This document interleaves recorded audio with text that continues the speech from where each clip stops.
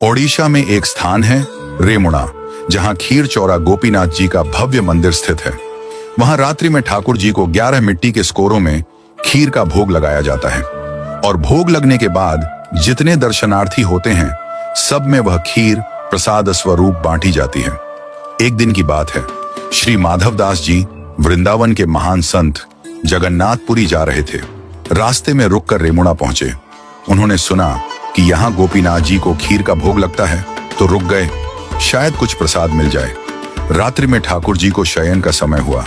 11 सकोरों में खीर चढ़ाई गई। भोग लगने के पश्चात प्रसाद वितरण हुआ। भीड़ बहुत थी। माधवदास जी पीछे खड़े थे। प्रसाद भंटते भंटते माधवदास जी तक पहुंचते पहुंचते खीर समाप्त हो गई। पुजारी ने हाथ जोड़ लिए, बोले, भक्तवर, खीर समाप्त हो गई। माधवदास जी 3 दिन से उपवास में थे, परंतु फिर भी न किसी से बोले, न कुछ मांगा। मन ही मन बोले, हे जगन्नाथ, आप तो जगत के अन्नदाता कहलाते हैं, पर आज आपके द्वार पर आकर भी अन्न नहीं मिला। वे एक वृक्ष के नीचे जाकर बैठ गए, भूखे प्यासे पर मौन शांत भक्त वत्सल भगवान के भरोसे। रात्रि में ठाकुर गोपीनाथ जी ने पुजारी को स्वप्न दिया, उठो, एक खीर का सकोरा मैंने बचा कर रखा है, जाओ उसे लेकर माधवदास को दो, वे भूखे हैं।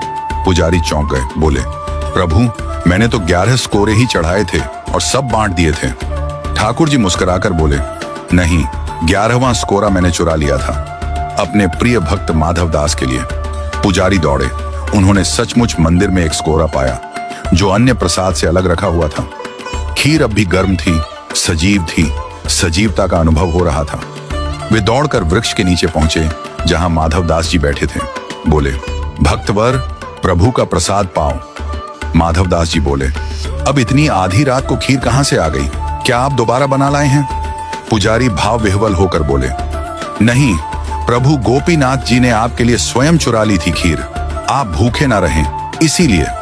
यह सुनते ही माधवदास जी प्रेम में झूम उठे। अगली सुबह उन्होंने मंदिर प्रांगण में नृत्य करना प्रारंभ किया।